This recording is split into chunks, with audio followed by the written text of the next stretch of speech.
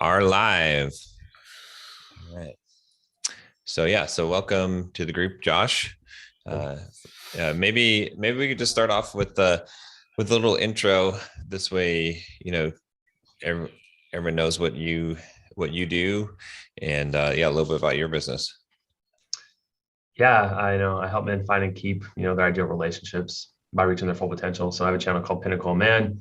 I'm a licensed therapist. We help guys with three different products to achieve that goal. We have helping guys quit porn, which is a huge problem growing every single year, which is good on the business end. On the, as far as our world and a guy struggling, it's kind of hard to see, but there we are. And then the dating program as well. And then also saving men's marriages is like the other echelon. So like guys come in struggling with porn, single. It's like you go through the customer journey, get porn out of the way, become more attractive, more self-assured in who you are, attract that girl, and learn how to keep her. Essentially, is what the customer journey looks like. So we help guys through basically an online coaching program with the group coaching. We also offer like on a higher tier, like one-on-one with our coaches we have and our team. If they want to do more like intense work on some of like the traumas and negative belief patterning and all that stuff. And yeah, that's where we're currently at with those three products. So That's awesome. Well, hey, that reminded me, Manny. I was going to say one selling point for your focus blocks, which Josh hit on here. I was thinking about this the other day. Is quitting porn. What do you mean? Well, because when do guys look at porn? When they're supposed to be working. You can't be looking at porn if you're in a focus block with your camera on you. And you think it's funny, but this is seriously like, if you think about this, right? Because actually a couple of guys that like my own coaching clients that were struggling with porn. One of the things I told them is I was like get a roommate and keep your door open while you're working. I had a client do that. That actually helped them. Because it's like it's environment, right? So like that, I mean, I think that is actually a decent selling point for focus blocks as an angle, is that, hey, it's accountability, like it's environment. You're making an environment where you literally can't look at porn, because if you're on the focus blocks, you can't do it. So I had a guy take his door off his room. He literally took the door off. That's what helped him. Yeah, it's a very interesting angle for sure. Yeah. But you'd be surprised. I think if you did a little test, if you did like a test email or something like that, I think you get a lot of responses, because it's a huge problem for a lot of, especially entrepreneurs. And when working from home, huge problem.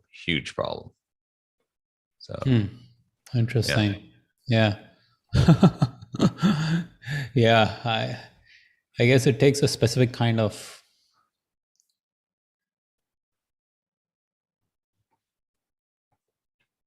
like, how do you connect that? Like, that's a pain point. Mm-hmm. And I get that pain point, but I mean, this is not a no porn solution, or it is, but it's such an oblique way or such a tangential way, but it is. I think you present it as one of the benefits, like in the webinar or something like that, and as opposed to like a direct, like this is marketed for that, and then that's one of those things that could close the deal just by itself. Because if a guy's like, oh shit, that's right, that would actually solve that problem. Because there's a ton of guys, like, I mean, again, and maybe Josh probably could chime in on this as well, but from the guys I talk to in the space of entrepreneurs and so many guys I coach, guys, one of the biggest, if you ask guys what is the biggest reason why they procrastinate, it's because they're jerking off to porn instead of working. And if that is not an option, they're going to work. Yeah, that or getting on social media, right? Like doing like the loop of like all the apps, like we go to email, Slack, Instagram, open up all the apps for the notifications. Yeah. I mean, that's really, yeah. All the distractions, which you're right, like porn is probably the biggest distraction for a lot of men. And it's not something that's talked about like explicitly in the productivity world. Yeah. But it is a problem for a lot of men. Yeah, I agree. In a lot of ways too, like, when guys get on TikTok and Instagram, like that, or like dating apps, if they go compulsively check dating apps, that's the gateway into porn. They'll like, see the girls in the bikinis, and then they get like a big urge to go watch porn, and then they have like a 4-hour session, feel shameful, like I just wasted like a third of my day. Yeah. Hell yeah. Yeah. Yep. And you could have on your Zoom Speaking call, from experience, just like you could have a guy dressed up like Jesus on there, and he can just be watching everyone. But yeah, so what's been going on? What's the latest with what happened with your webinar? You said you had one sale on the Yeah, one sale, like 16 people who saw the offer. So it's not good at all. And I feel like it's not getting people to an aha moment, like that bug, that that big domino state, like just not getting them to the point where they get it. It's the gym and the group fitness class is a good angle, but it's not like a vacuum tight, right. sealed angle on the webinar. So Josh, just to give you a little perspective, I don't know how much you know about my product, Focus Blocks, or anything like that.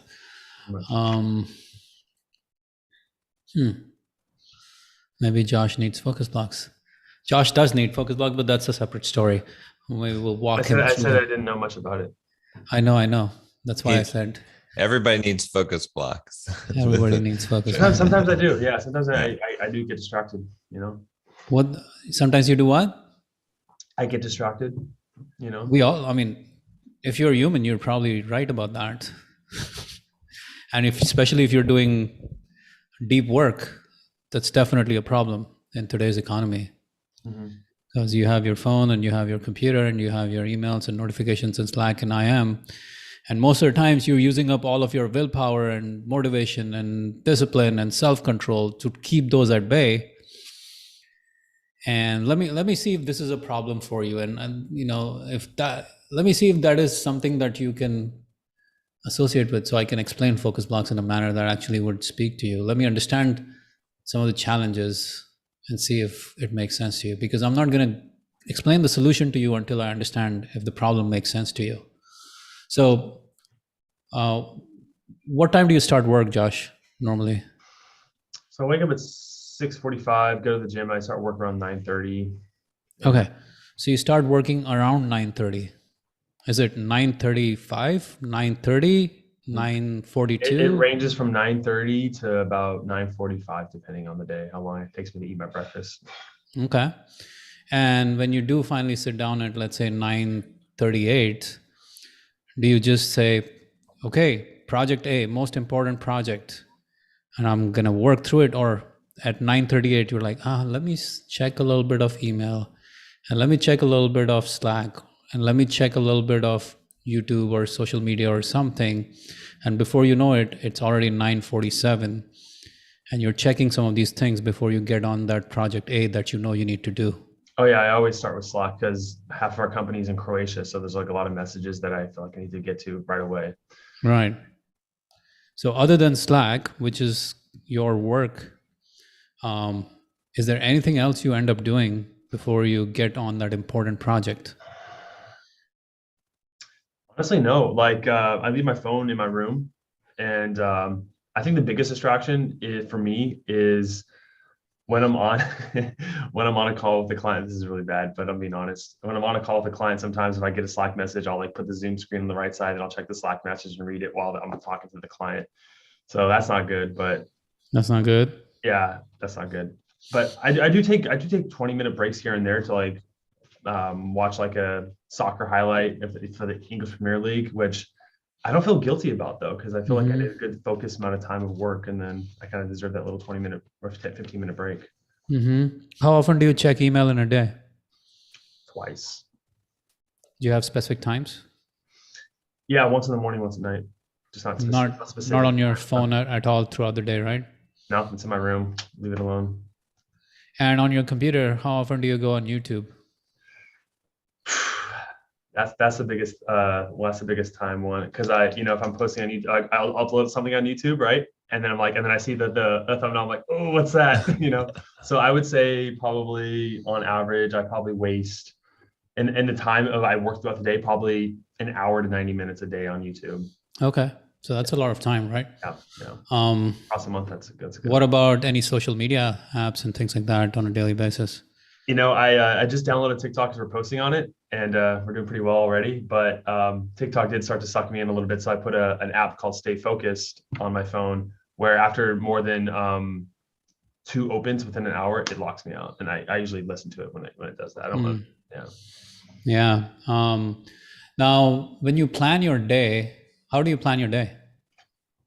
We plan our week. You plan out your week with our team, our heads of our departments, and then so I know what I'm doing across the week, and I got all my tasks on my whiteboard right there, and I know what to do, but based off what I haven't finished. So right. So when you have your day, how's your day planned though?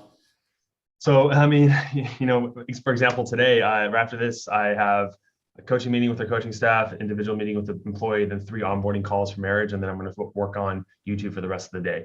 That's my main task in my free time out of the meetings, is just like producing content. So that's where I'm at in the company right now. So it's pretty. So your meetings are kind of interspersed between your work hours most of the times? Yeah.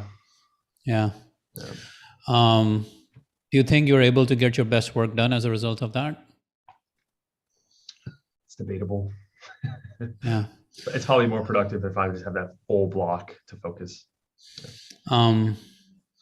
And when you do get time in between your meetings to get work done, so let's say you just ended the meeting at 10 a.m., right?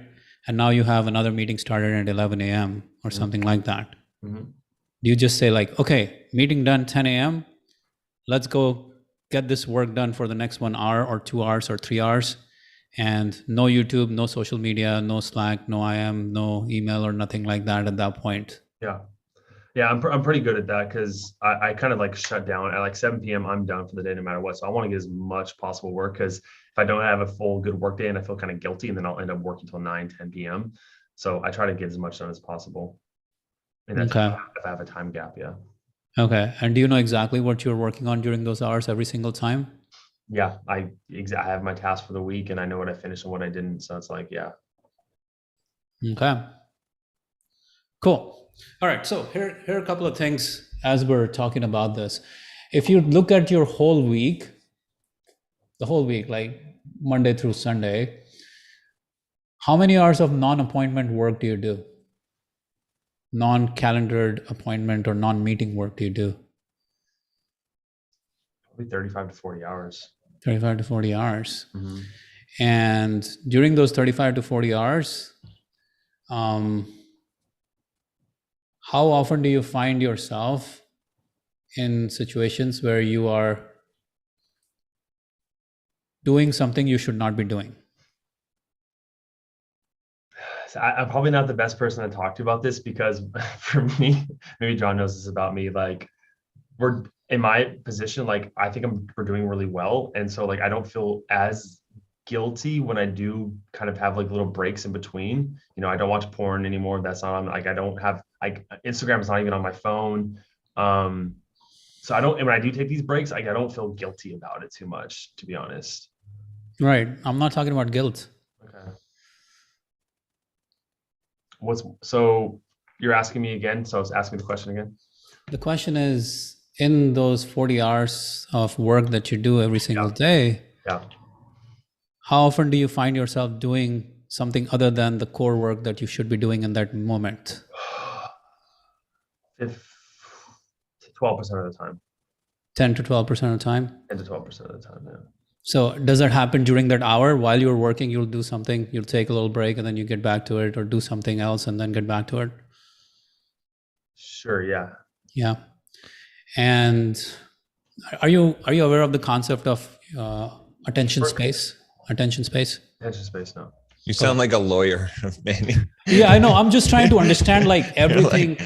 I'm trying to see. Is this helpful for you, Manny? Like exploring how to explain how to help him get to an understanding of of the need. And Yeah. what I think what's happening with Josh right now is he's telling me that he's super, like, and this is just between us, right? Well, it's not between us, it's in the whole world right now, so it doesn't Just us and everyone. the whole world is watching this, Josh. But what's happening is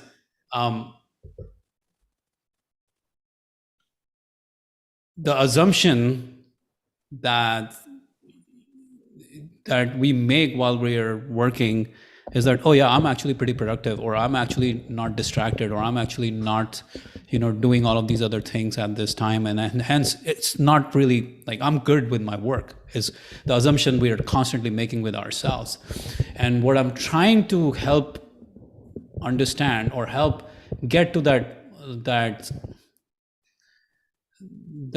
aha moment for you, or not aha moment for you necessarily, but I'm trying to help you see how much you are leaving on the table every single day.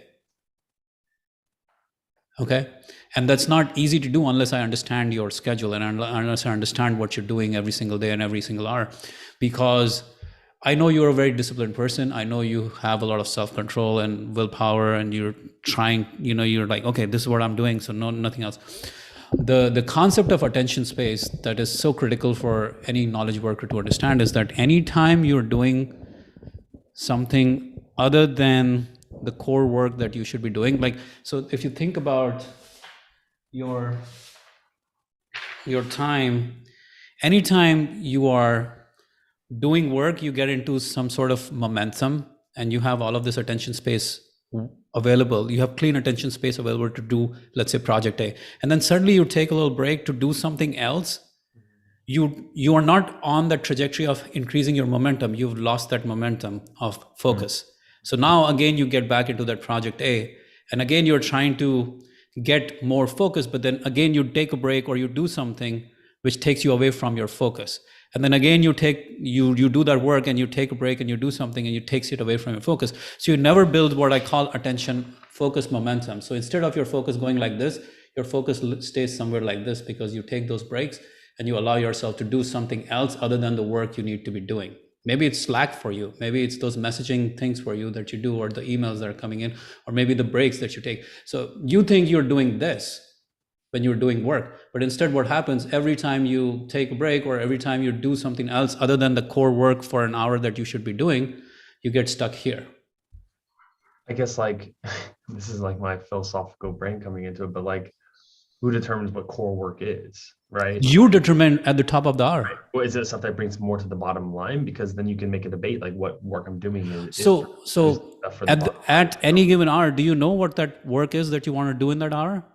Or are you just changing that every few minutes?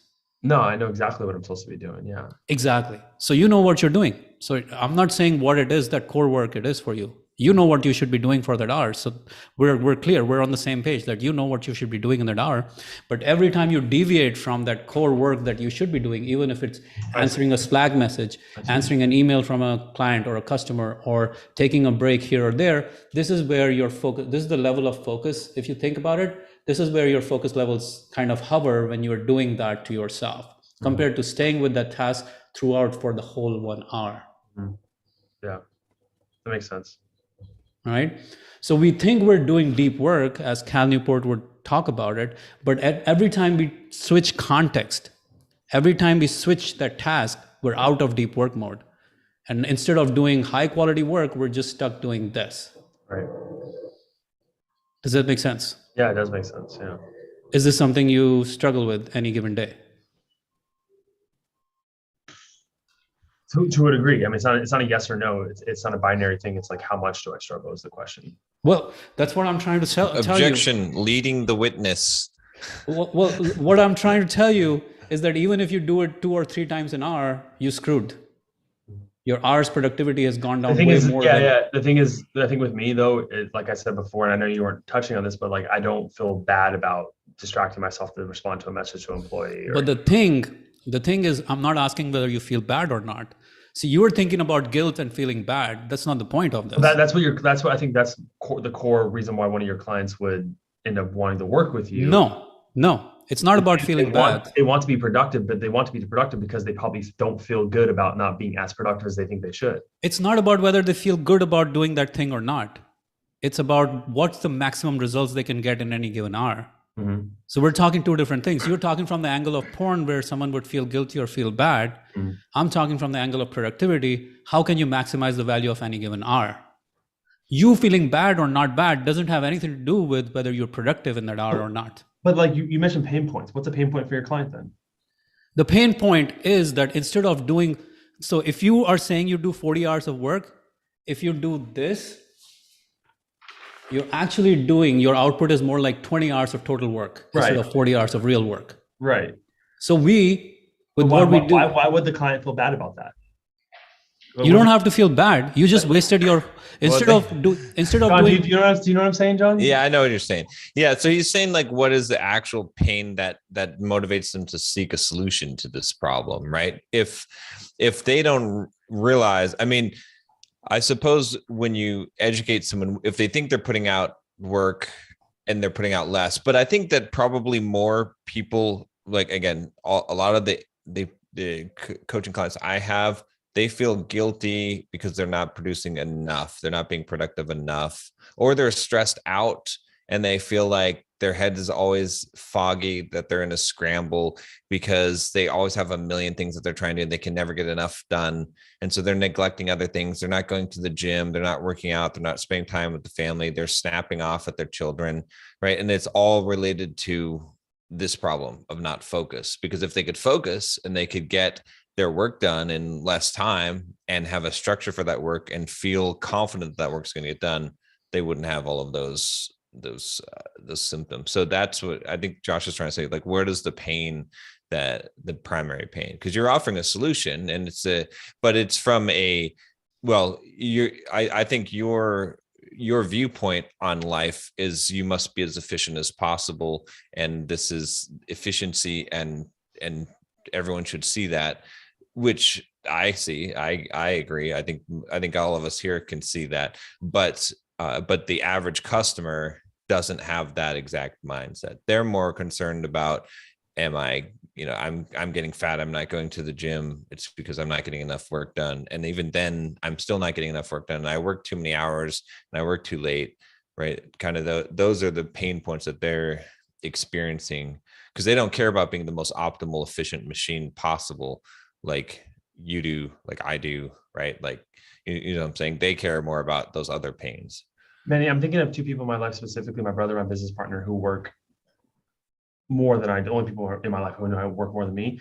And the biggest pain they have is like they work too much, and it like does fill into other areas of your life. And I think if I were to like sell this product, I'd be like, hey, if I could show you how to be more productive in this 8-hour period than you are in 12 hours, you would have 4 extra hours in the day to do whatever you want, and you'd be more productive. That's what I think why they would buy it personally, my brother and my business partner, if you kind of positioned it like that.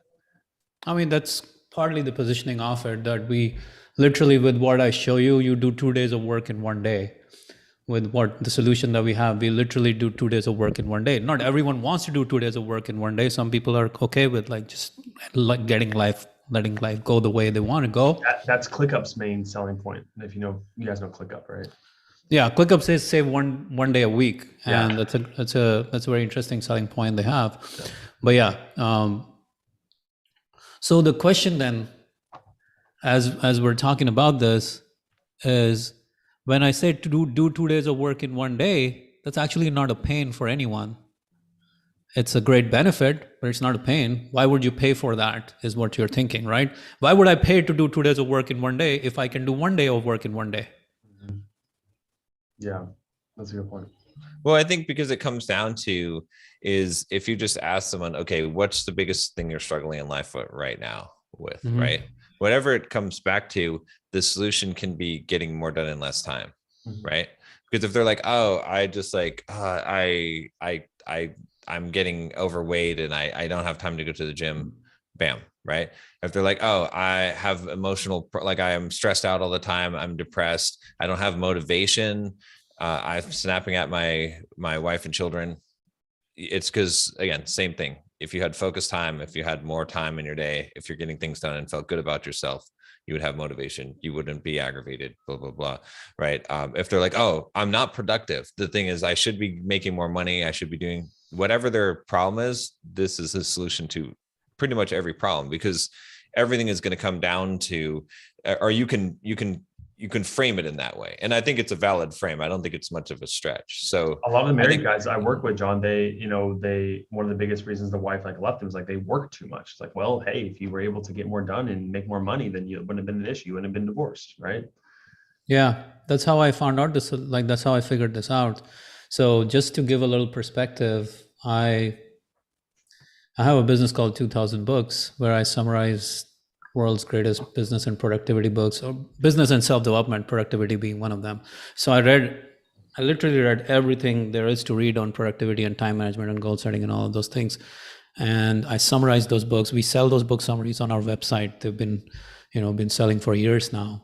And back in and I even created 3 different productivity courses, one of them called Double Your Productivity by 5 p.m. tomorrow, that I was selling back in 2017, 2018, long time ago. And in 2021, in March, April of last year, my girlfriend at the time, she's like, Manny, I'm going to break up with you because, you work from 7 a.m. to 11 p.m. You have no time for me. You have no time for this relationship. I'm done with this shit.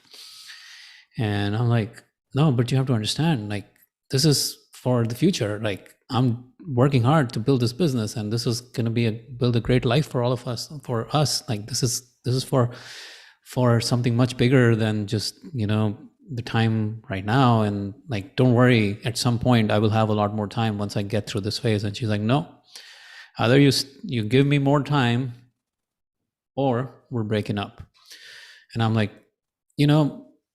this is my phase. This is my time to work hard. This is my time to grow the business. So don't cheat me out. Like, don't take me away from my business. Like, this is so important for me right now. You're being so selfish. You don't understand that I need more time in my business. And she's like, no, either you give me more time or I'm not doing this relationship anymore. And when that happened, I realized, like, what the fuck?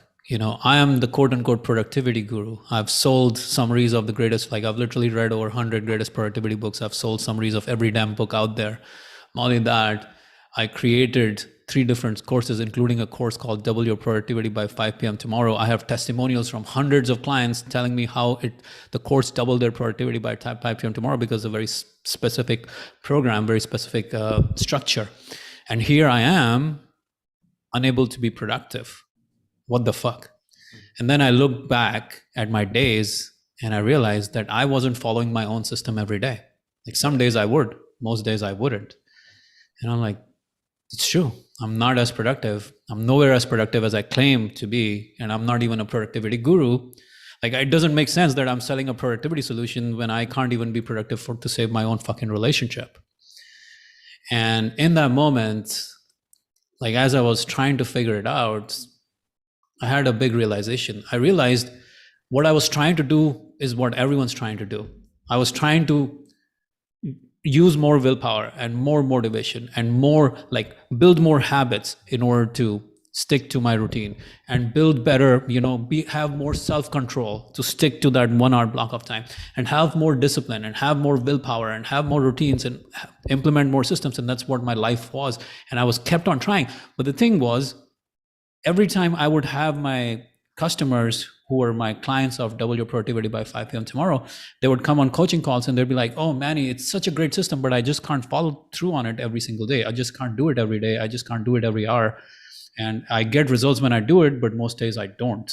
Most days I don't follow the system. So what's your solution? And I would always tell them, oh, you just need more willpower. You just need more discipline. You just need more habits to stick to this damn system. And I would keep telling them this solution, that you need to just stick to the habit, stick to the routine, stick to willpower.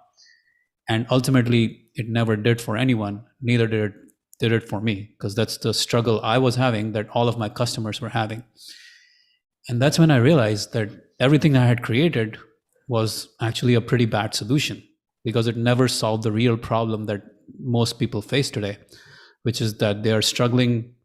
The solution that the productivity gurus of the world are telling is more willpower, more habits, implement systems, implement routines. But most humans, being humans, they just can't do that on a consistent basis, on an hour-to-hour basis, on a day-to-day basis. And that's when I had to find a better solution. So that's kind of the initial way I figured this out.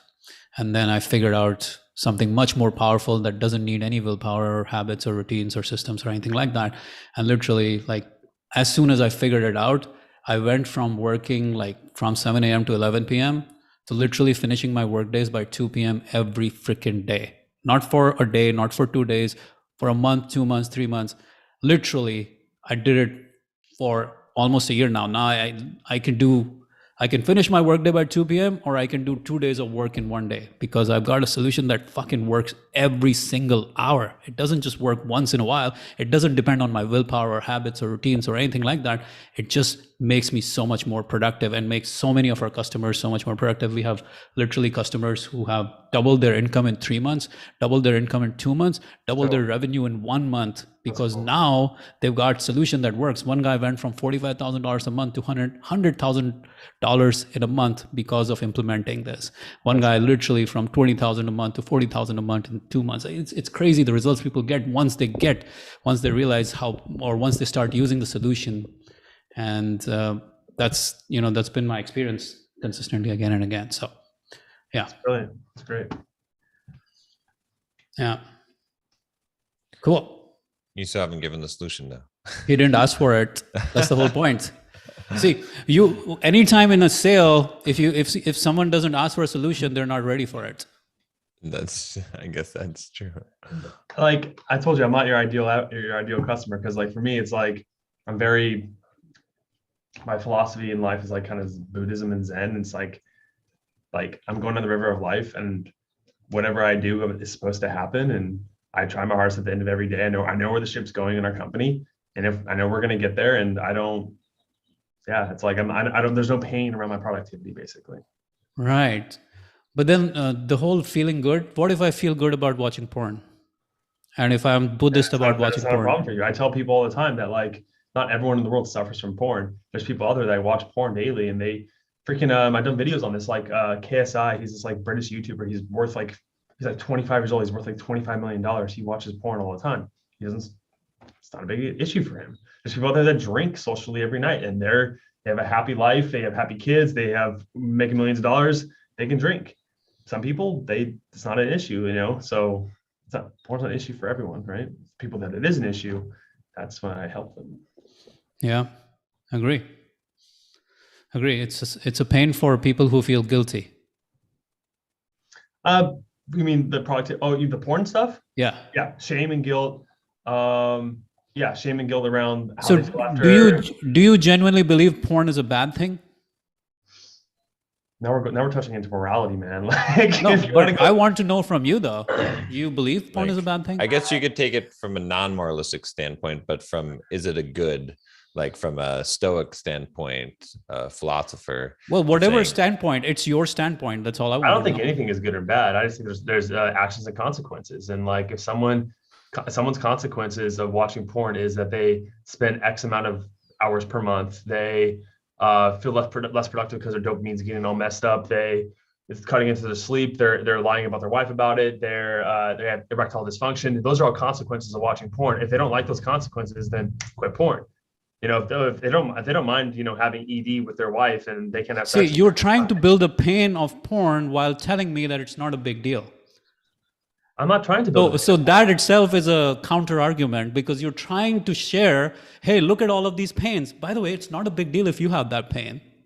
I can't tell someone if it's a big deal to them or not. For a lot of people it is, but some people they don't mind wasting 50, 60 hours a month on porn. That's what I'm saying. For some people, they don't mind wasting 40, 80 hours a month of their life sitting in front of their computer doing nothing and wasting their focus. The majority of society, Manny, they watch 6 hours of TV every single night after their 9 to 5. Instead of spending time with the kids, they just sit in front of the TV all day. And that's like majority of America. Like, and they're happy, I think. I don't know, but... Well, the majority of America probably is watching porn a lot too. So do we agree and we say, yeah, that is cool? I don't know what's cool and what's not. I mean, it's their choice. They're Well, that's what I'm trying to they're try. autonomous human beings. I'm trying They do what the to hell they trying want. to make sure we are on the same page here. Whether the just like when we're talking about porn being a problem or not being a problem, we're talking about productivity being a problem or not being a problem. The question is, What are we all producing for? What are we all going for? What's the goal of society of human beings, of like our end goal? All this production. Where are we going? Survival of the human, like, are we trying to spread across the galaxy? Like, what's the end goal here? what's your goal is the only goal that matters, not humanity's. I don't know. I disagree. I mean, my goal is to help humanity in general. Right. So if you could double your impact by working the same number of hours, would you do that? Now you're going down the right path, I think. Okay. Could I end up helping more people? Probably. Okay. Yeah. So if I said when the same hours you work every single week, you could touch double the lives, would that make an impact? I would need proof. Yeah. Okay. You need proof. There we go. But- now we're at least at that step. Okay. So your questions are this then, Manny. Mm. What's the biggest pain that you're struggling with right now? Right?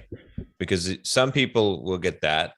I think a lot of people, or you might meet a Zen Buddhist who says, I don't have any pain, which is fine. Right. Because I would have said a similar thing as far as my productivity. Right. I was like, I have a system, it works. I'm super productive with it.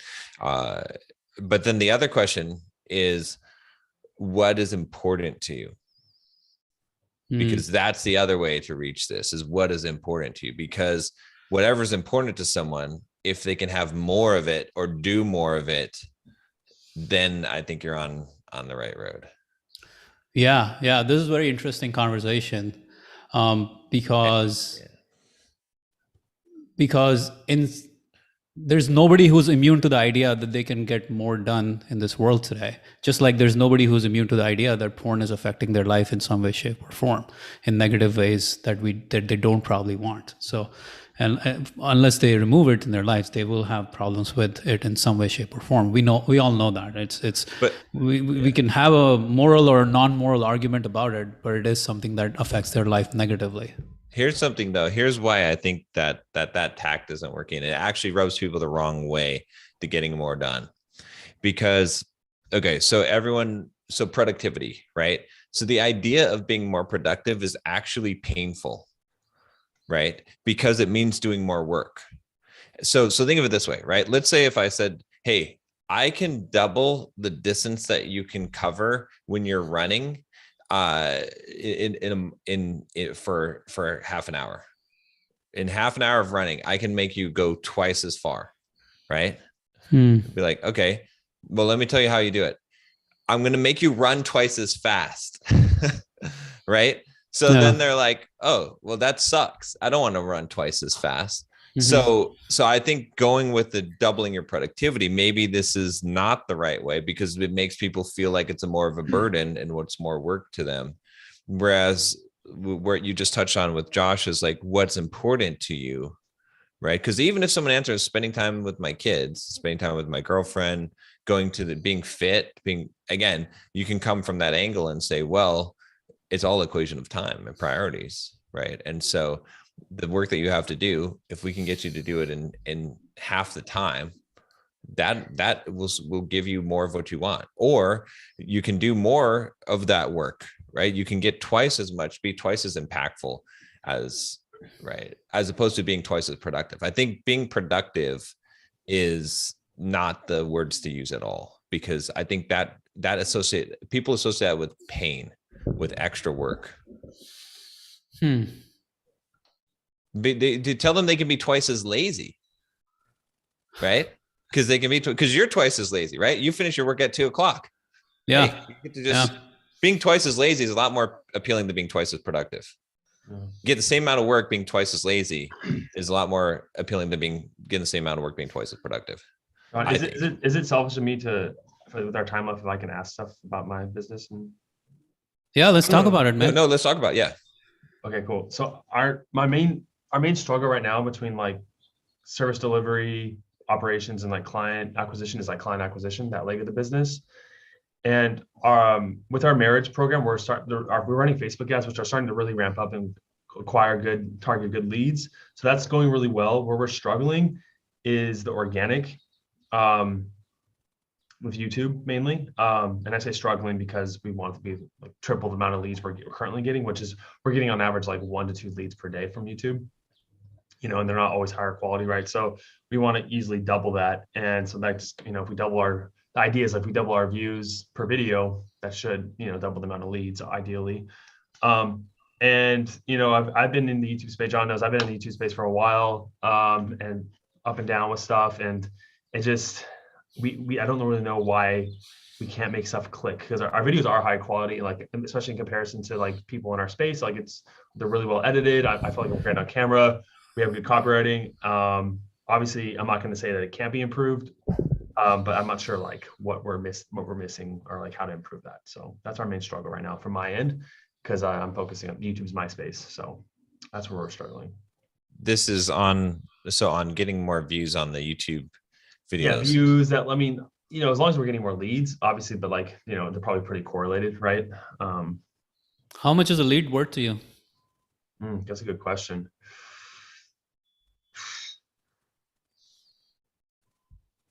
How much is a lead worth? Depends on the lead, man. Well, then it's numbers, right? It's a game of numbers.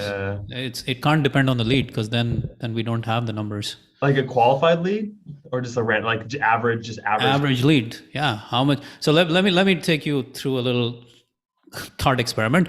How many calls do you book on any given month from YouTube? Yeah. So if we go with the numbers, like I said, probably calls booked. No, so not okay. So calls booked, probably 20 calls you book from YouTube every given month. Yeah. How many leads came in to get those calls? Probably 50 leads, 20 calls booked. And how many sales do you get out of that? Probably 7 to 8 sales. And how much is the value of each sale? On average, the value of each sale on average sells about $2,000. So $16,000.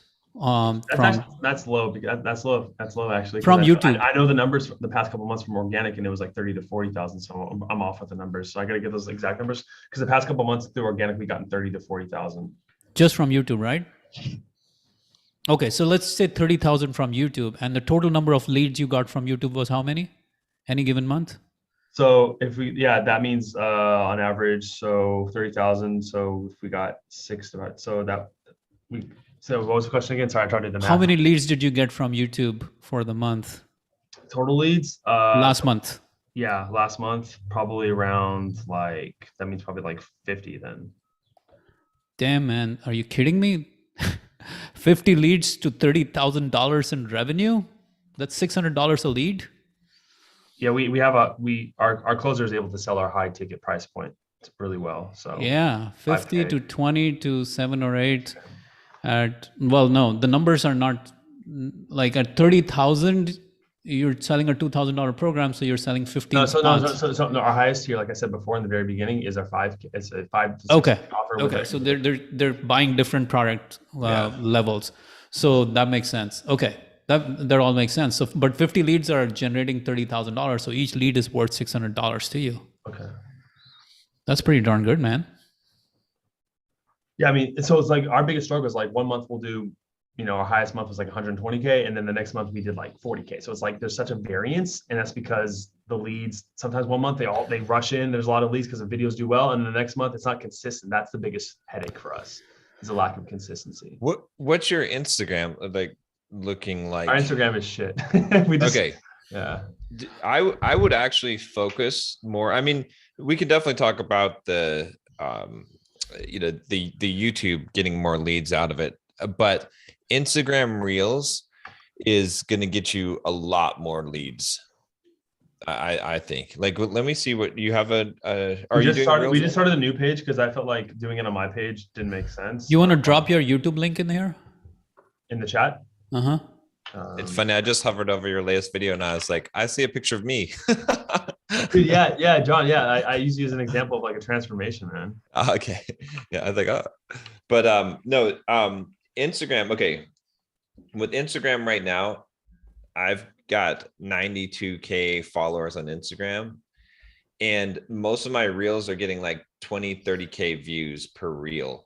Now, some of them get like 160K, and especially anything that has to do with dating, relationship, that stuff explodes, right? So Instagram is your place to get lead. And the beautiful thing about this, and I'm just learning about Instagram right now as far as harvesting the leads, is you do a story, and I'm sure you've seen all kinds of people do these stories, right? Where you do a story and you say, hey, DM me the word nofap or DM me the word whatever it is, and then you have your guys follow up and basically book calls from Instagram DMs.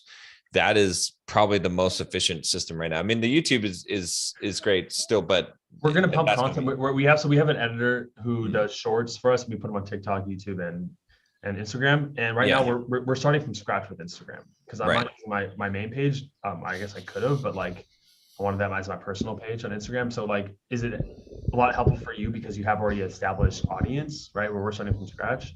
No, they're making like they're promoting the reels a lot. The reels are the primary factor that is growing my Instagram. Before I started doing reels, like maybe like, was it like 6 or 7 months ago, my Instagram was at like 30,000, maybe 20,000, and now it's up to almost 100. Wow. Yeah, I'm getting insane growth on Instagram because of the reels. And I've seen some of the other channels, our competitors in the same space, who like they'll have like a short, like 1 or 2 shorts that blow up and bring in like 50,000 subscribers to YouTube too. So we're posting shorts. Like we're doing the strategy. We could have started earlier. Obviously, we've only been doing it for the past 6 weeks. What's your Instagram account right now for the? Like how many followers? No. What is it? What is it? Is it Pinnacle of Men? Oh, okay. I'm looking at. Okay, it's got 100. Okay, I see. So you've got. Yeah, you just don't have enough reel or content. When did you start doing this? You need to do 1 reel per day. Okay. Yeah. On average, I'm okay. Yeah, I'm posting. I'm making about 5 reels per week, so maybe so I should be doing 7. Yeah, let me send you. Oh wait, the edit's good. Yeah, we have an editor who edits really well. Yeah, okay, because I've got a guy that does my TikTok and Instagram that I could. Oh no, I sent you him before, right? Didn't I? Maybe I didn't. I don't know. But if you want to, you could look at him. He's kind of expensive now, but I mean, you've probably got the budget with the business. But the key thing is getting 1 per day on the reels. I'm trying to see the views on the reels that you're getting. Oh, why can't I see their views on? It's not much. Oh, I see. Our TikTok is blown up to like 18,000 followers within a month. Like but like TikTok doesn't have good like. You can't reach the same people. Yeah. And it doesn't have like, we've had like 1 lead come in from that. Yeah. Can you run ads in this space in the YouTube world? We do run ads. We were running to a webinar for a long time, Manny, and that was our main bulk of our business. And we switched over to a sales team. We have a sales team now. That was our past 6 months. We've been developing the sales process. But the webinar, we were running it, and just for some reason, and it's not just us. We talked to other people in the space, but like webinars just aren't working anymore, at least in our space. It just something stopped. Like it's just not converting anymore. We don't know if it was a change in the algorithm. People got tired of them. Yeah, we're not sure, but the webinars are not generating sales anymore. So yeah, direct to sale, like you're still running ads to that from YouTube? So right now we're running retargeting ads from our audience to set up a call. And that's like, how much is that generating for you from YouTube? So on average, our organic was producing 30 to 40% of our general total revenue. Ads, including the marriage program as well, were another 40%. The other 20 was like affiliate and other stuff like email. Yeah. And emails? You do email? Our email is, we had an email copywriter, and like our email, we have a big email list. It's just like, we are not capitalizing it because on average should be $1 per lead on average, right? That you have. Yeah. I mean, we're not even close. How big is your list? Yeah. Huh? How big is your list? 40,000.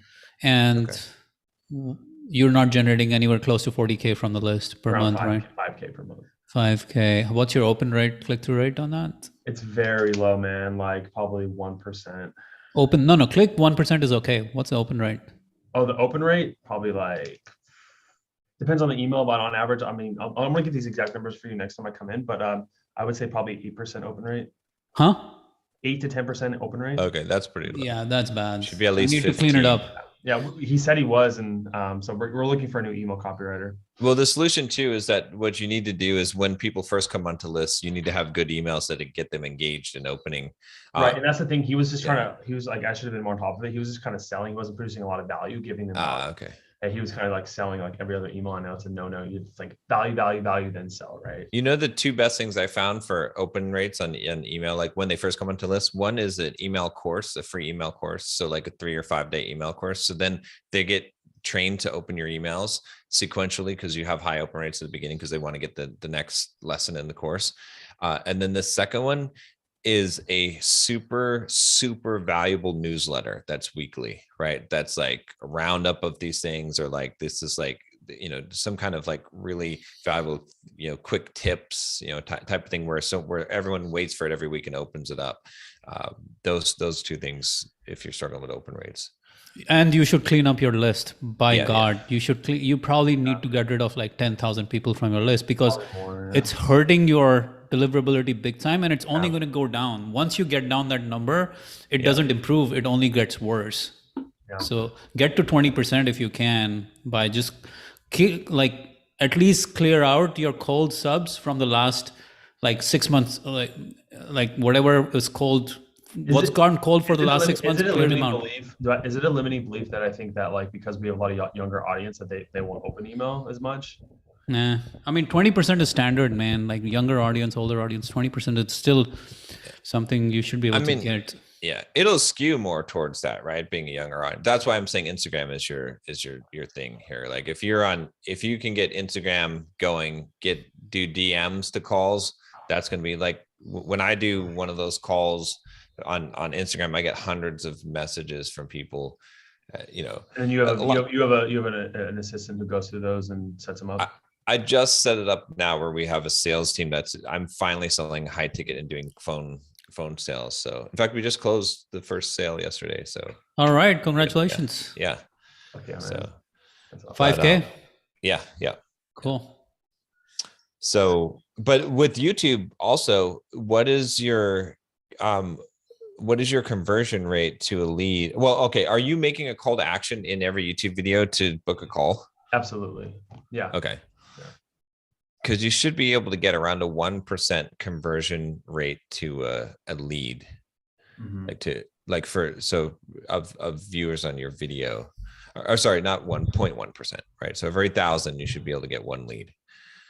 Yeah, and I think it's a little bit less than that. So it just we're trying to focus on like how are we increasing just like the main metrics of the videos, right? So like click-through rate on the thumbnail, retention, and then also just growing the channel in general, like the average amount of videos a viewer watches. So like really getting good. And that's that kind of like the battle too, is like we give them the call to action, but they'll leave the website, right?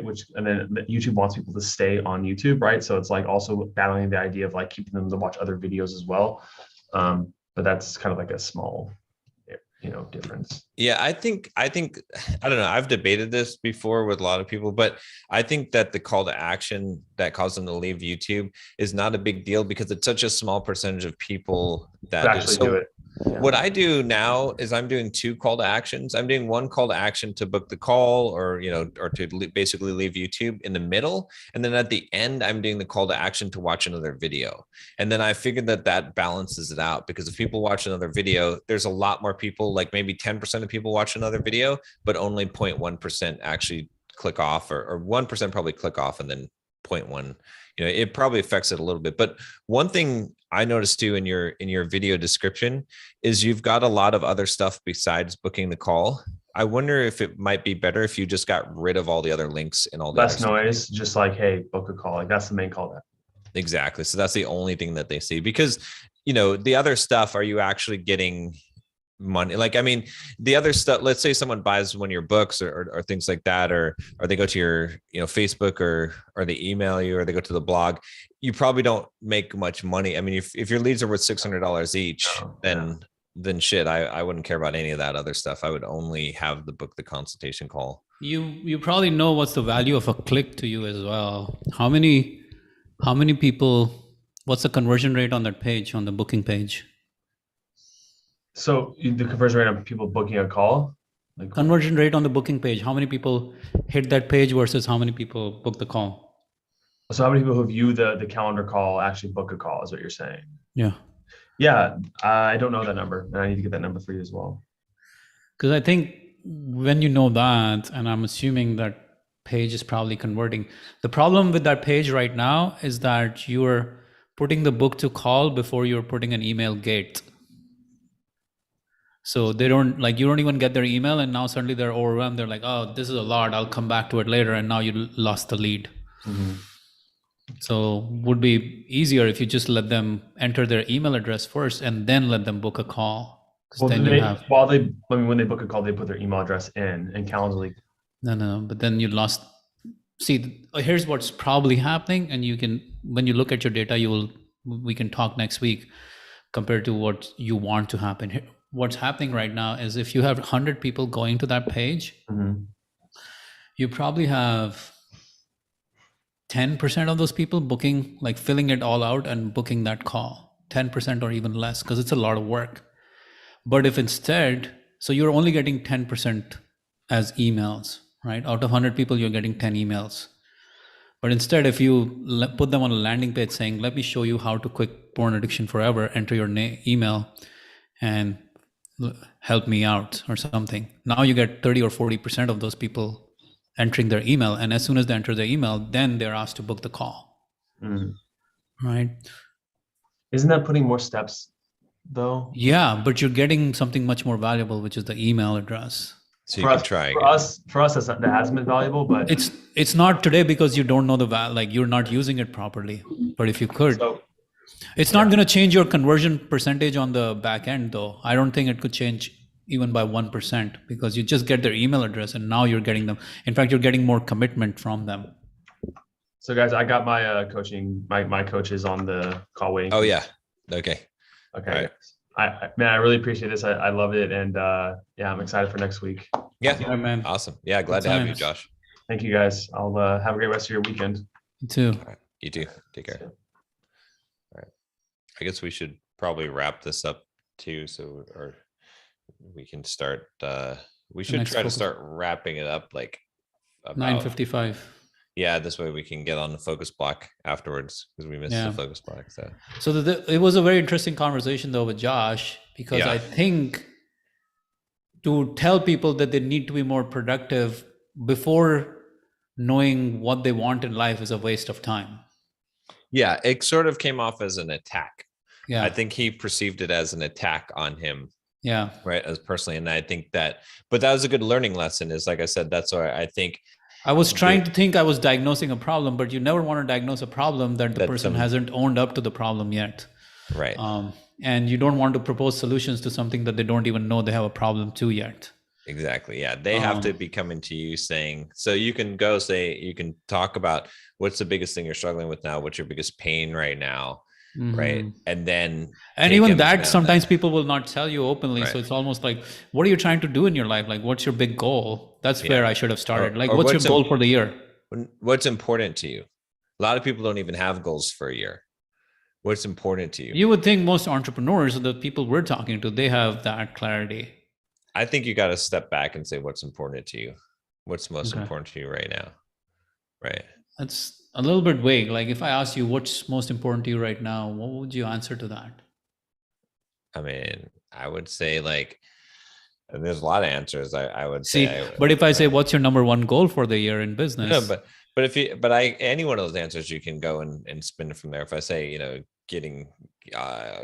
making enough money this year to be able to like make sure that I'm financially set this year, right? Like getting my business, like I could give you 100 ones, and you could give me an answer for each one of them. That's focus block. So yeah.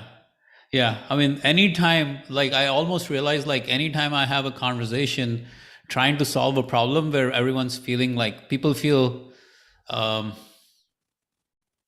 it's such an important sales thing. Like I wasn't thinking I'm going to get him on a sales pitch here. Right. I was just trying to be like, he's like, what's your product? And I'm like, I don't want to give a product until I understand the pain. So I'm like trying to dig for the pain. But the problem is I wasn't digging for the pain.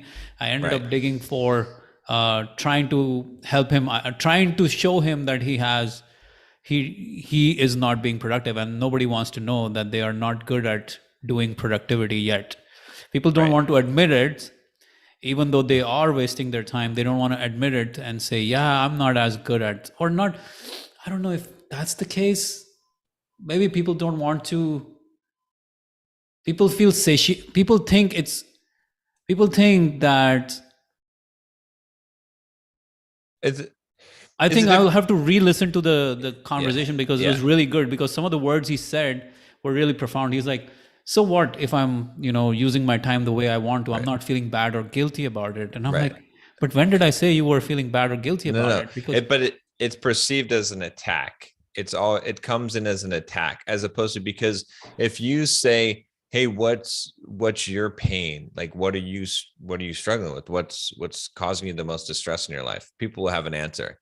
If you try to say, hey, you know how that you check your email when you're supposed to be working and how frustrating that is? People are like, I don't do that.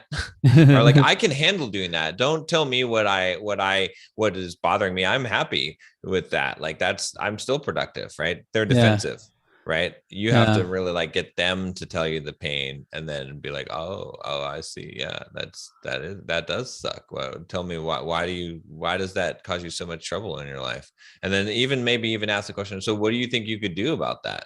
Like, yeah. what do you think is the cause of that? Why do you think that you're experiencing this pain right now? Like, what do you think would be the solution to this? And Hmm. then lead them into your solution. Yeah, yeah. I think anytime you have this conversation, anytime I have this conversation with anyone, like, it almost have to be, you have to assume that even if it's not a sales conversation, you have to approach it like a sales conversation, because any other way to approach that conversation will only lead to that person being frustrated. In fact, the sales conversation is the only conversation that will not leave the person feeling frustrated. I wonder if you Because, should do this. I wonder if what you should do hmm, is you should start getting on calls with people hmm, instead of doing the webinar for now, hmm, and then sell on the phone. Once you have your sales script working on the phone, then convert that into the webinar. hmm. You see what I'm saying? Because then you'll know what's actually working and what are the things that people are actually interested in. Because like I said, I feel like that was the insight I had today, is that doubling your productivity seems like a lot of work. Yeah.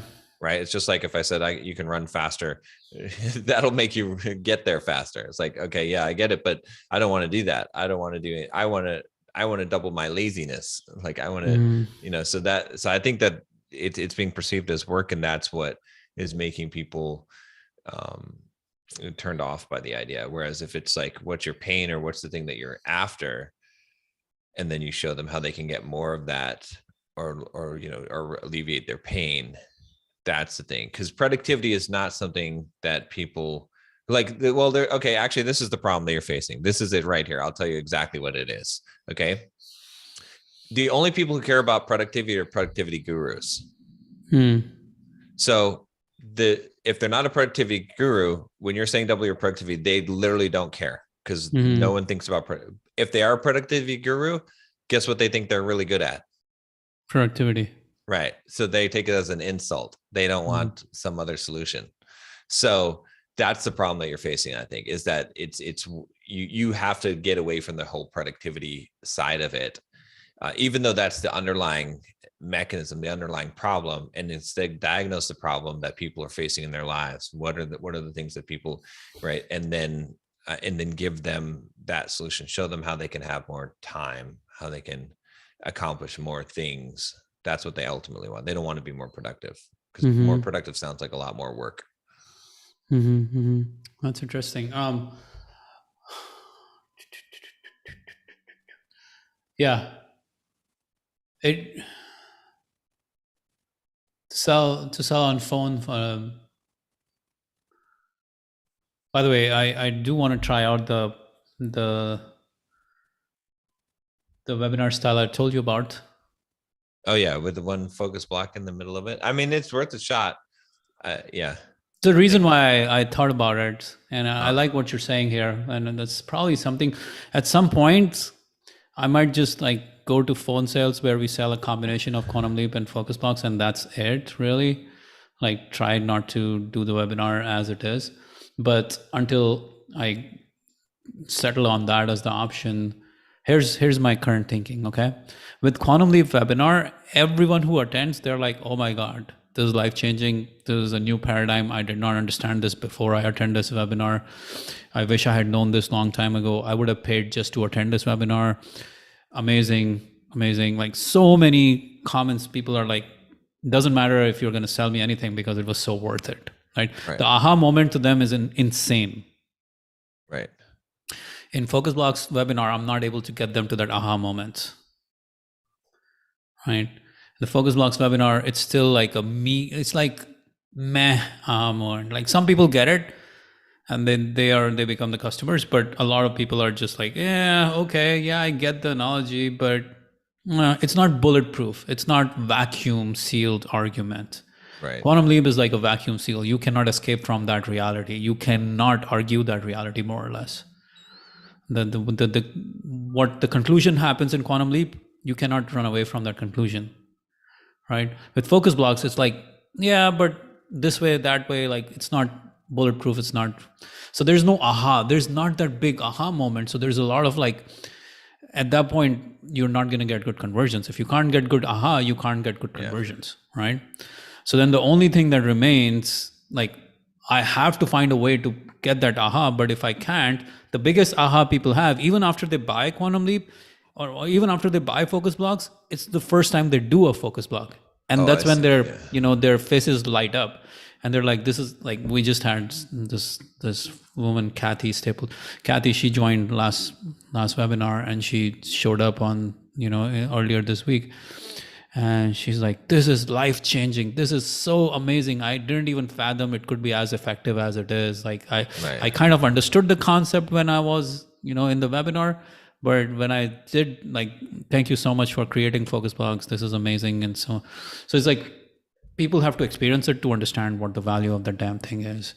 And I would love to be able to find an angle that works as good as Quantum Leap, but I feel like the second best angle, or maybe the best angle, is just let them experience it. I think try it and see what happens. Yeah. So what I'm going to do is do a 15-minute like intro, get them excited about some results, get them excited about maybe a little bit of their pain and there are some results that we have seen. And then say, now we're going to actually do this live. Yeah. So, I mean, you could frame it as they're testing something, that it's an experiment. Like I want to get your input on this type of thing, and be like, all right, you have to spend that 15 minutes getting them to pick a task that they're going to work on. Right. You have to basically say, okay, what's the thing that you're really dreading doing, that like you've been procrastinating on? Like, pick that thing. The benefit that you're going to get from today is you're going to get that done. Yeah. Are you going to make significant progress on that? Okay. I'm not going to tell you how just yet, but get them excited about that, and then get them to work on a focus block, get them to give you your feedback after, and then say, what did you think about doing something like that? And then you can pitch the idea of what do you do this every day? The 15-minute intro. So I'll start the webinar at 1:45. It's a 15-minute intro. And then just like every other focus block, this one starts at 2 p.m. So I will conduct it live in the Zoom room, just like a focus block. Yeah.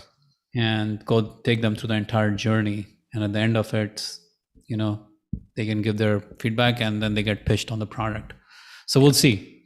So if we can get even like out of 20 people who are there, at that point, usually we have everyone. Like the start at the first 15-minute mark, I have lost maybe 10% of the people, not even that. Yeah. 5%. So if I can get all 30 of those people in a focus block for an hour, my game is done. My work is done. Like I don't have to do any convincing at that point. Give it a try. Because people will self-select, right? Yeah, exactly.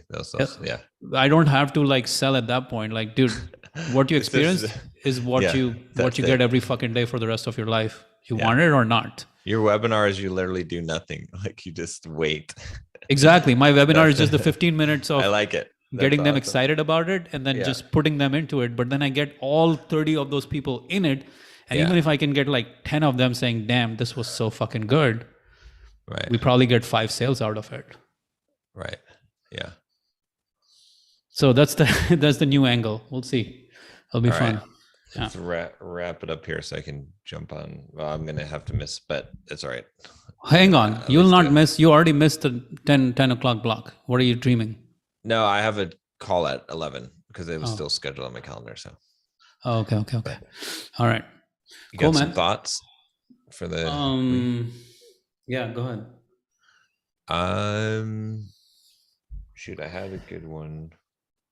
Well, I got one. It's more of just a technical one, not very insightful, but I just set up my budgeting and I'm using like Mint, and then I set up another account at Ally Bank and I'm going to transfer my money. So for entrepreneurs,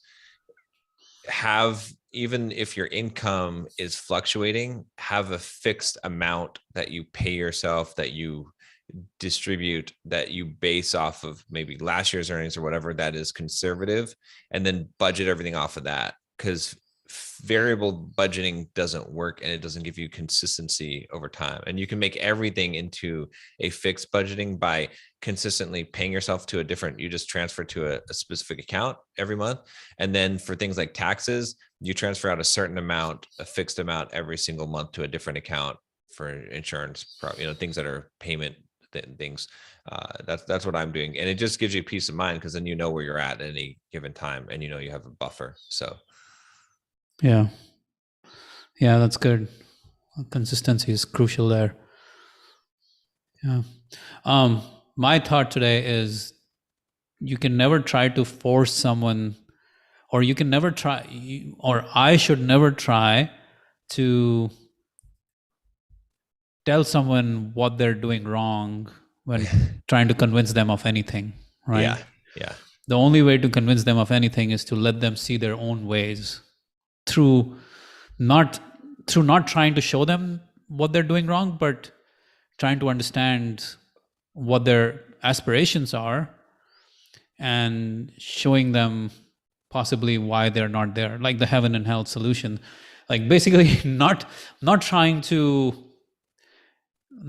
like, man, this was such a good thing. Like I'm still trying to conceptualize like my thoughts on this, the conversation with Jordan. No, not Jordan. Josh. Yeah. Josh. The conversation with Josh was really good because I felt like I put him on, like I made him feel so defensive. Now I feel bad. I would have to call him up and tell him that it was all in good jest and it wasn't. Yeah, you really put him on the witness stand. Like I said, it was like you were a lawyer. Yeah. I made him feel like, damn, you are so fucked up. No, but that's not the point.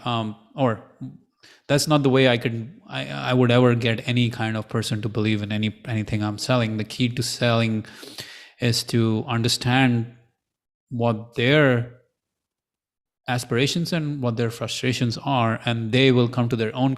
Oh, okay. Let me reframe everything.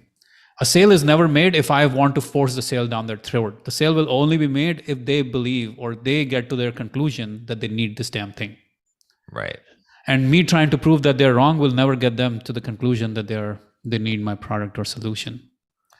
That'll only happen when they see the gap in their own life. Yeah. So I know it's a contorted thought today, but no, I think we're getting there though. It makes sense. It makes sense. And this is just good exercise for all selling, because what we just experienced there was it doesn't just apply to focus blocks. So yeah, it's the worst form of selling. Never try to do that. Yeah. Well, there you go. All right. Hey, you doing the thing on Sunday? It's Sunday, right? Oh, let me go schedule it. Otherwise, yeah. Okay, let's schedule and then we can coordinate. Like maybe I can pick you up, or do you even know where or we can take an Uber to the start line or something. Bay Bridge Run. All right, I'm gonna jump off. I will go do that. Okay.